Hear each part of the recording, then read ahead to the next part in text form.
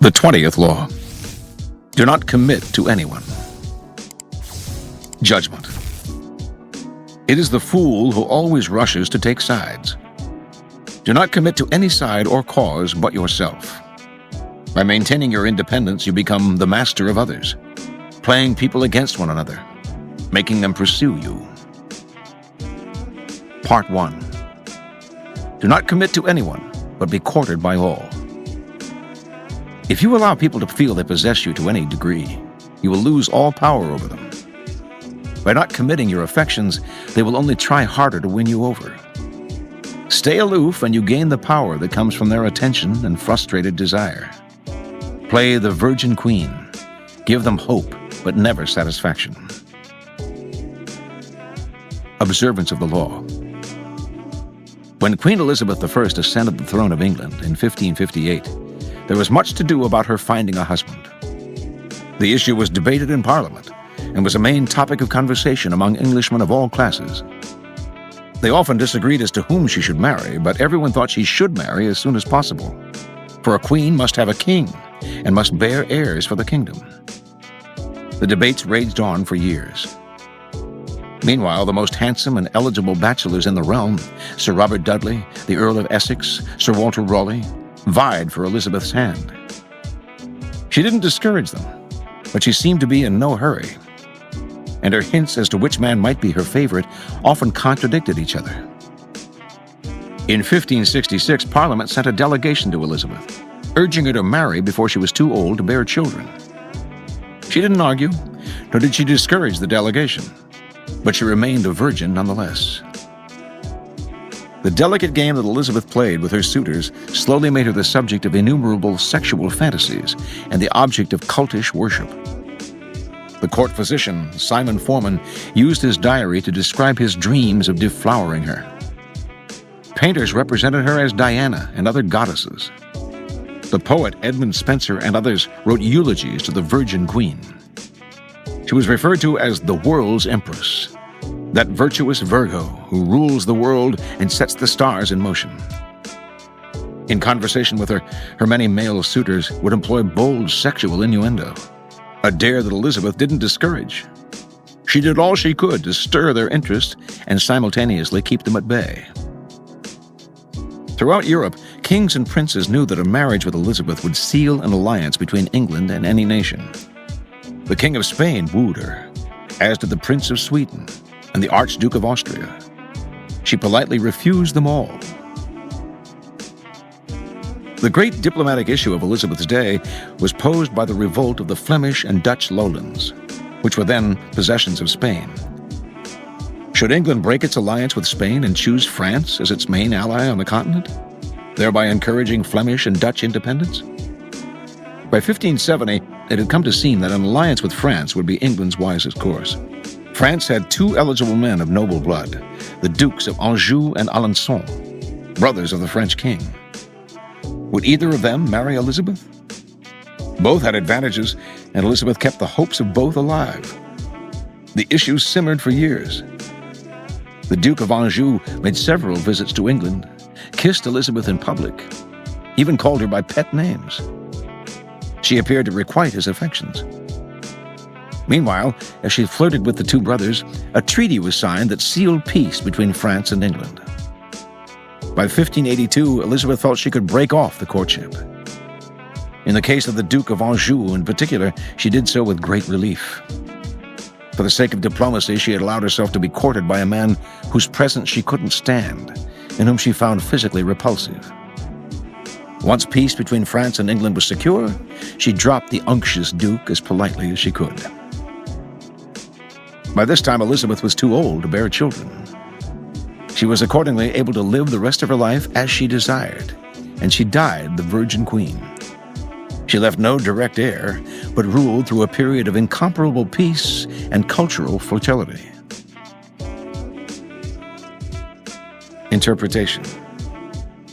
Elizabeth had good reason not to marry. She had witnessed the mistakes of Mary, Queen of Scots, her cousin. Resisting the idea of being ruled by a woman, the Scots expected Mary to marry and marry wisely. To wed a foreigner would be unpopular. To favor any particular noble house would open up terrible rivalries. In the end, Mary chose Lord Darnley, a Catholic. In doing so, she incurred the wrath of Scotland's Protestants, and endless turmoil ensued. Elizabeth knew that marriage can often lead to a female ruler's undoing. By marrying and committing to an alliance with one party or nation, the Queen becomes embroiled in conflicts that are not of her choosing. Conflicts which may eventually overwhelm her or lead her into a feudal war.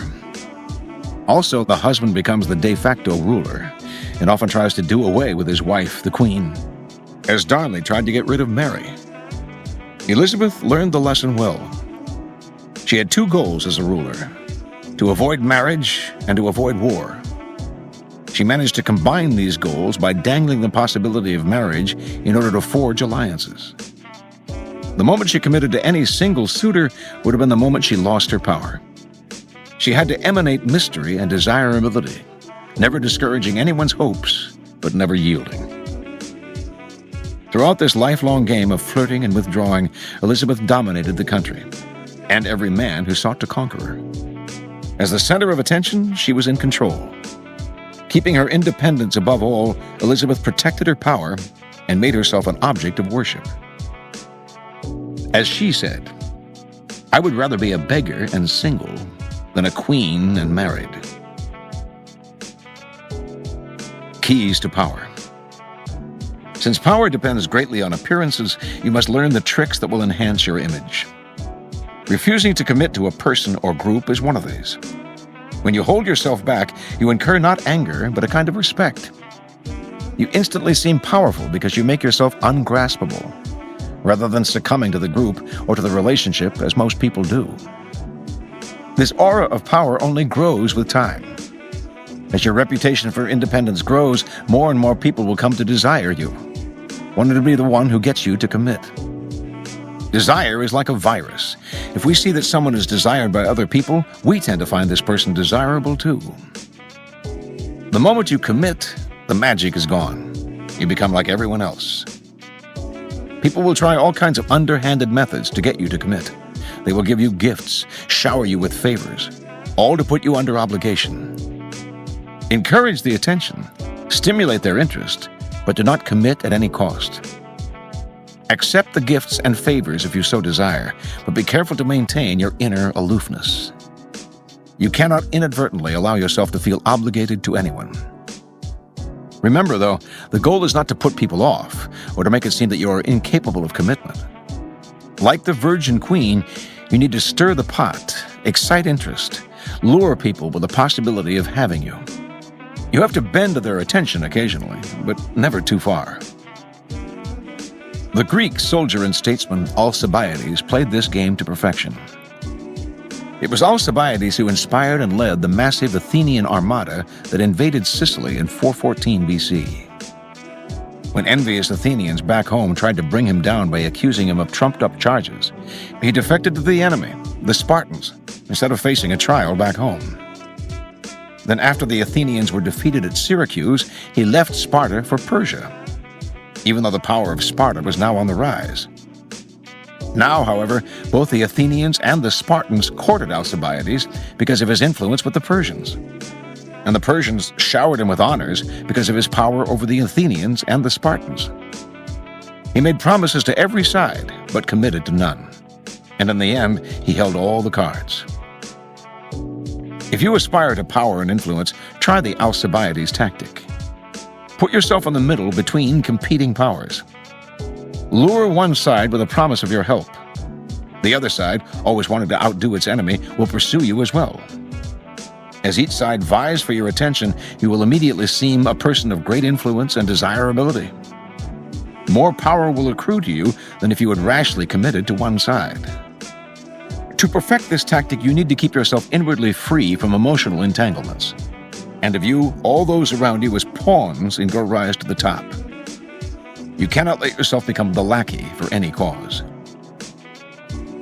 In the midst of the 1968 U.S. presidential election, Henry Kissinger made a phone call to Richard Nixon's team.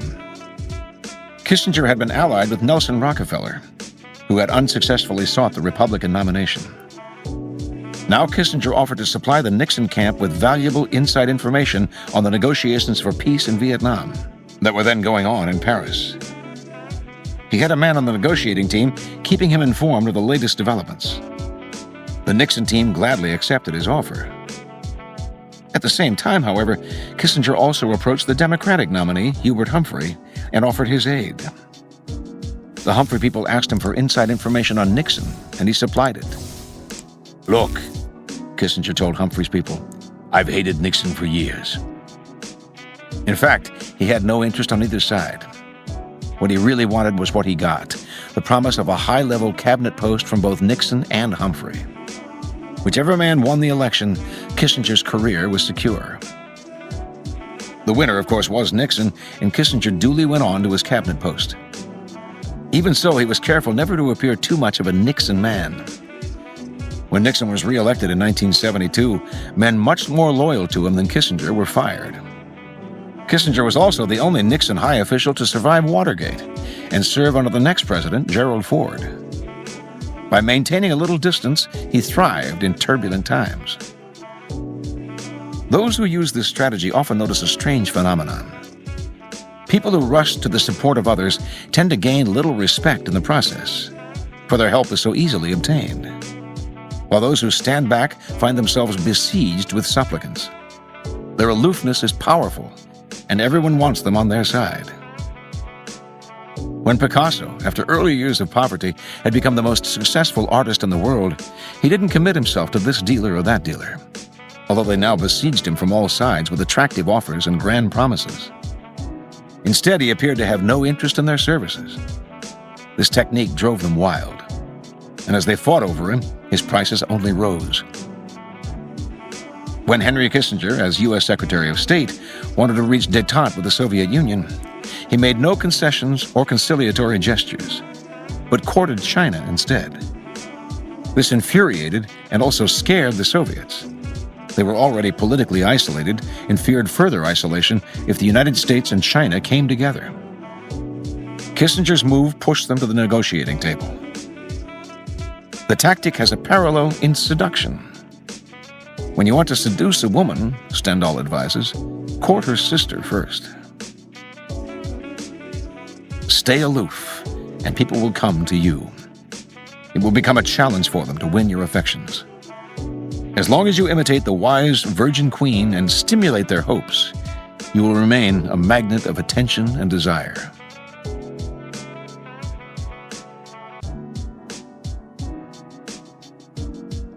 Part 2. Do not commit to anyone. Stay above the fray. Do not let people drag you into their petty fights and squabbles. Seem interested and supportive, but find a way to remain neutral. Let others do the fighting while you stand back, watch, and wait. When the fighting parties are good and tired, they will be ripe for the picking. You can make it a practice, in fact, to stir up quarrels between other people, and then offer to mediate, gaining power as the go-between. Observance of the law.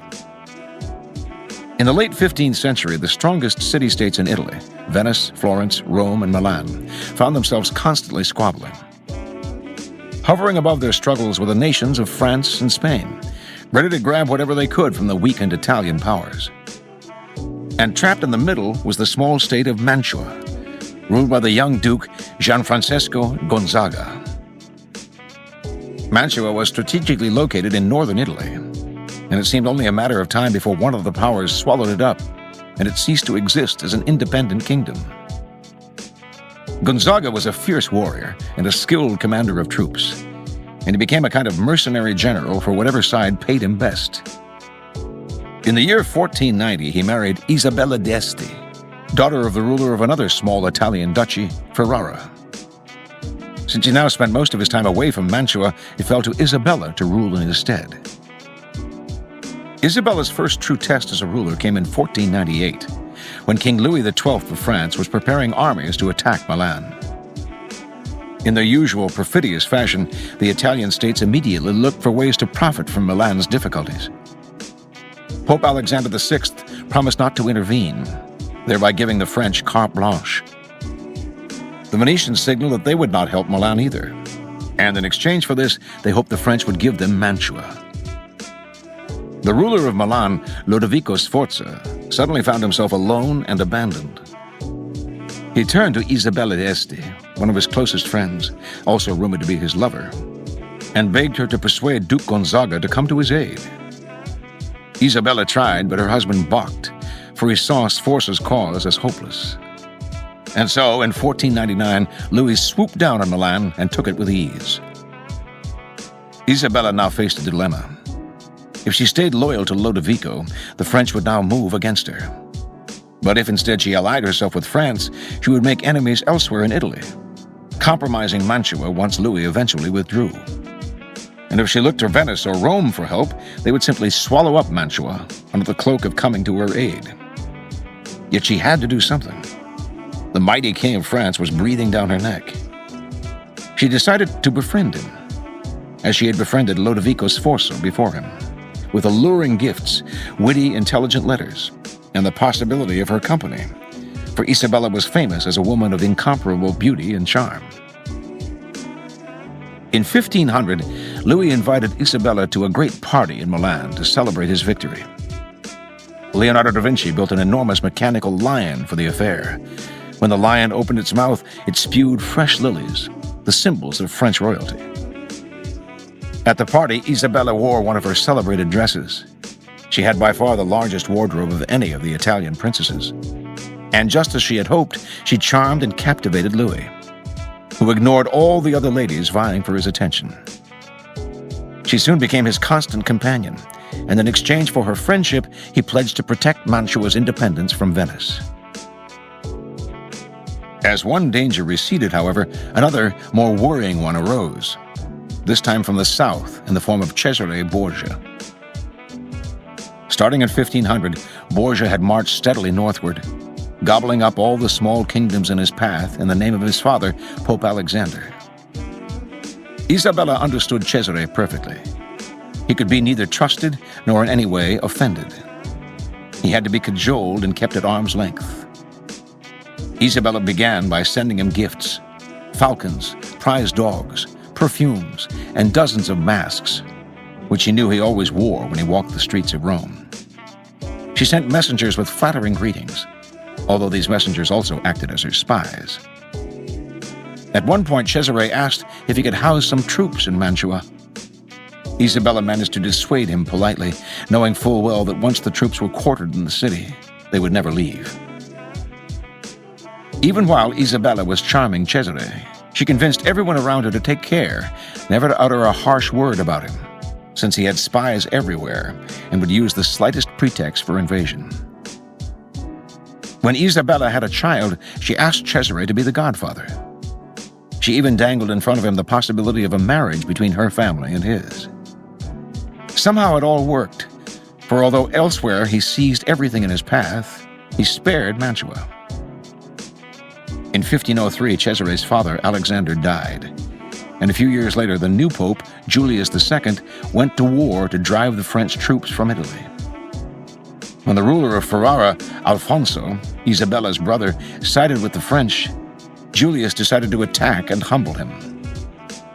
Once again, Isabella found herself in the middle, the pope on one side, the French and her brother on the other. She dared not ally herself with either, but to offend either would be equally disastrous. Again, she played the double game at which she had become so expert. On the one hand, she got her husband Gonzaga to fight for the Pope, knowing he would not fight very hard. On the other, she let French troops pass through Mantua to come to Ferrara's aid. While she publicly complained that the French had invaded her territory, she privately supplied them with valuable information. To make the invasion plausible to Julius, she even had the French pretend to plunder Mantua. It worked once again. The Pope left Mantua alone. In 1513, after a lengthy siege, Julius defeated Ferrara and the French troops withdrew. Worn out by the effort, the Pope died a few months later. With his death, the nightmarish cycle of battles and petty squabbles began to repeat itself. A great deal changed in Italy during Isabella's reign. Popes came and went. Cesare Borgia rose and then fell. Venice lost its empire. Milan was invaded. Florence fell into decline, and Rome was sacked by the Habsburg Emperor Charles V. Through all this, tiny Mantua not only survived, but thrived. Its court the envy of Italy. Its wealth and sovereignty would remain intact for a century after Isabella's death in 1539. Interpretation. Isabella d'Este understood Italy's political situation with amazing clarity. Once you took the side of any of the forces on the field, you were doomed. The powerful would take you over, the weak would wear you down. Any new alliance would lead to a new enemy. And as this cycle stirred up more conflict, other forces would be dragged in until you could no longer extricate yourself. Eventually, you would collapse from exhaustion. Isabella steered her kingdom on the only course that would bring her safely through. She wouldn't allow herself to lose her head through loyalty to a duke or a king. Nor would she try to stop the conflict that raged around her. That would only drag her into it. And in any case, the conflict was to her advantage. If the various parties were fighting to the death and exhausting themselves in the process, they were in no position to gobble up Mantua. The source of Isabella's power was her clever ability to seem interested in the affairs and interests of each side, while actually committing to no one but herself and her kingdom. Once you step into a fight that is not of your own choosing, you lose all initiative. The combatants' interests become your interests. You become their tool. Learn to control yourself, to restrain your natural tendency to take sides and join the fight. Be friendly and charming to each of the combatants, then step back as they collide.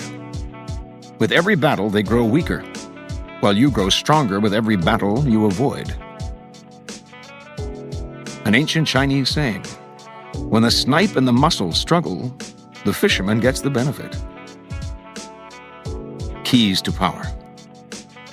To succeed in the game of power, you have to master your emotions. But even if you succeed in gaining such self-control, you can never control the temperamental dispositions of those around you. And this presents a great danger. Most people operate in a whirlpool of emotions, constantly reacting, churning up squabbles and conflicts. Your self-control and autonomy will only bother and infuriate them. They will try to draw you into the whirlpool, begging you to take sides in their endless battles, or to make peace for them. If you succumb to their emotional entreaties, little by little you will find your mind and time occupied by their problems. Do not allow whatever compassion and pity you possess to suck you in. You can never win in this game. The conflicts can only multiply. On the other hand, you cannot completely stand aside, for that would cause needless offense. To play the game properly, you must seem interested in other people's problems, even sometimes appear to take their side. But while you make outward gestures of support, you must maintain your inner energy and sanity by keeping your emotions disengaged. No matter how hard people try to pull you in, never let your interest in their affairs and petty squabbles go beyond the surface. Give them gifts. Listen with a sympathetic look. Even occasionally play the charmer. But inwardly keep both the friendly kings and the perfidious Borgias at arm's length. By refusing to commit and thus maintaining your autonomy, you retain the initiative. Your moves stay matters of your own choosing, not defensive reactions to the push and pull of those around you. Slowness to pick up your weapons can be a weapon in itself, especially if you let other people exhaust themselves fighting, then take advantage of their exhaustion. In ancient China, the kingdom of Qin once invaded the kingdom of Xing. Huan, the ruler of a nearby province, thought he should rush to Xing's defense, but his advisor counseled him to wait. "Xing is not yet going to ruin," he said, "and Qin is not yet exhausted. If Qin is not exhausted, we cannot become very influential. Moreover, the merit of supporting a state in danger is not as great as the virtue of reviving a ruined one." The advisor's argument won the day, and as he had predicted, Huan later had the glory both of rescuing Xing from the brink of destruction and then of conquering an exhausted Qin. He stayed out of the fighting until the forces engaged in it had worn each other down, at which point it was safe for him to intervene. That is what holding back from the fray allows you. Time to position yourself to take advantage of the situation once one side starts to lose. You can also take the game a step further by promising your support to both sides in a conflict, while maneuvering so that the one to come out ahead in the struggle is you. This was what Castruccio Castracani, ruler of the Italian town of Lucca in the 14th century, did when he had designs on the town of Pistoia. A siege would have been expensive, costing both lives and money. But Castruccio knew that Pistoia contained two rival factions, the blacks and the whites, which hated one another. He negotiated with the blacks, promising to help them against the whites. Then, without their knowledge, he promised the whites he would help them against the blacks. And Castruccio kept his promises. He sent an army to a black-controlled gate to the city, which the sentries, of course, welcomed in. Meanwhile, another of his armies entered through a white-controlled gate. The two armies, united in the middle, occupied the town, killed the leaders of both factions, ended the internal war, and took Pistoia for Castruccio. Preserving your autonomy gives you options when people come to blows. You can play the mediator, broker the peace, while really securing your own interests. You can pledge support to one side, and the other may have to court you with a higher bid. Or, like Castruccio, you can appear to take both sides, then play the antagonists against each other. Oftentimes when a conflict breaks out, you are tempted to side with the stronger party, or the one that offers you apparent advantages in an alliance. This is risky business. First, it is often difficult to foresee which side will prevail in the long run. But even if you guess right and ally yourself with the stronger party, you may find yourself swallowed up and lost, or conveniently forgotten when they become victors. Side with the weaker, on the other hand, and you are doomed. But play a waiting game, and you cannot lose. In France's July Revolution of 1830, after 3 days of riots, the statesman Talleyrand, now elderly, sat by his Paris window, listening to the pealing bells that signaled the riots were over. Turning to an assistant, he said, "Ah, the bells. We're winning." "Who's we, mon prince?" the assistant asked. Gesturing for the man to keep quiet, Talleyrand replied, "Not a word. I'll tell you who we are tomorrow."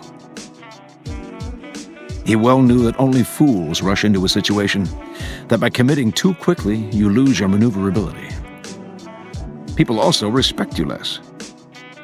Perhaps tomorrow they think you will commit to another, different cause, since you gave yourself so easily to this one. Good fortune is a fickle god, and will often pass from one side to the other.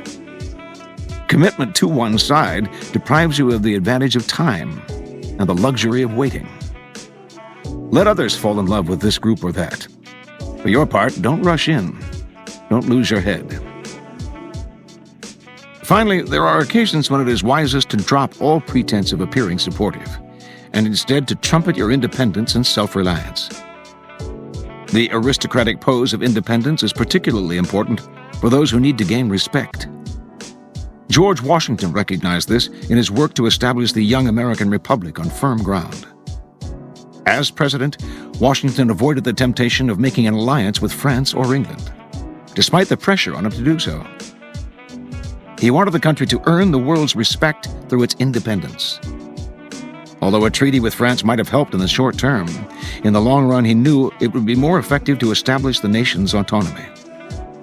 Europe would have to see the United States as an equal power. Remember, you have only so much energy and so much time. Every moment wasted on the affairs of others subtracts from your strength. You may be afraid that people will condemn you as heartless, but in the end, maintaining your independence and self-reliance will gain you more respect and place you in a position of power from which you can choose to help others on your own initiative. Reversal. Both parts of this law will turn against you if you take it too far. The game proposed here is delicate and difficult. If you play too many parties against one another, they will see through the maneuver and will gang up on you. If you keep your growing number of suitors waiting too long, you will inspire not desire, but distrust. People will start to lose interest. Eventually, you may find it worthwhile to commit to one side, if only for appearance's sake, to prove you are capable of attachment. Even then, however, the key will be to maintain your inner independence, to keep yourself from getting emotionally involved. Preserve the unspoken option of being able to leave at any moment and reclaim your freedom if the side you are allied with starts to collapse. The friends you made while you were being courted will give you plenty of places to go once you jump ship.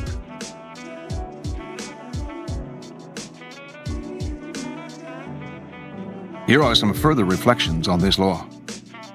From an Indian fable, The Kites, the Crows, and the Fox. The kites and the crows made an agreement among themselves that they should go halves in everything obtained in the forest. One day they saw a fox that had been wounded by hunters lying helpless under a tree and gathered round it. The crow said, "We will take the upper half of the fox." "Then we will take the lower half," said the kites. The fox laughed at this and said, "I always thought the kites were superior in creation to the crows. As such, they must get the upper half of my body, of which my head, with the brain and other delicate things in it, forms a portion." "Oh, yes, that is right," said the kites. "We will have that part of the fox." "Not at all," said the crows. "We must have it, as already agreed." Then a war arose between the rival parties, and a great many fell on both sides, and the remaining few escaped with difficulty.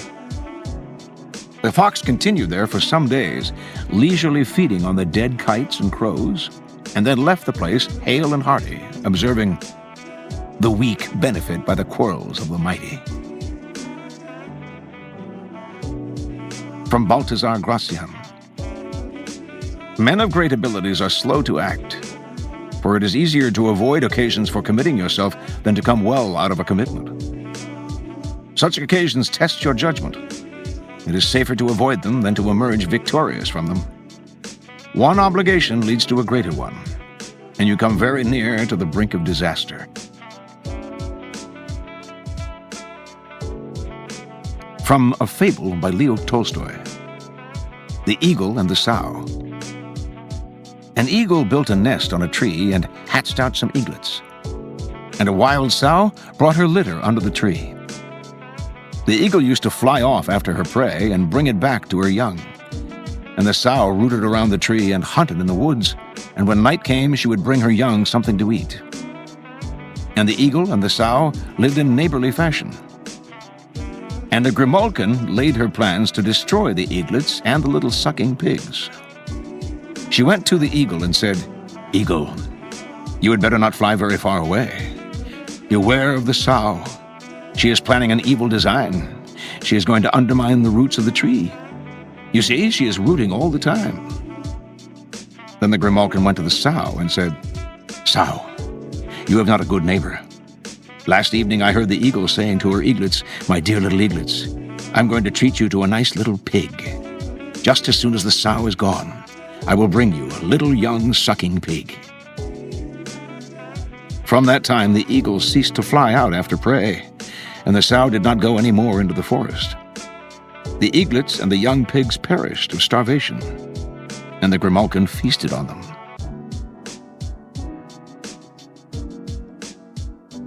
From a treasury of Jewish folklore. The Price of Envy. While a poor woman stood in the marketplace selling cheeses, a cat came along and carried off a cheese. A dog saw the pilferer and tried to take the cheese away from him. The cat stood up to the dog, so they pitched into each other. The dog barked and snapped. The cat spat and scratched, but they could bring the battle to no decision. "Let's go to the fox and have him referee the matter," the cat finally suggested. "Agreed," said the dog. So they went to the fox. The fox listened to their arguments with a judicious air. "Foolish animals," he chided them. "Why carry on like that? If both of you are willing, I'll divide the cheese in two and you'll both be satisfied."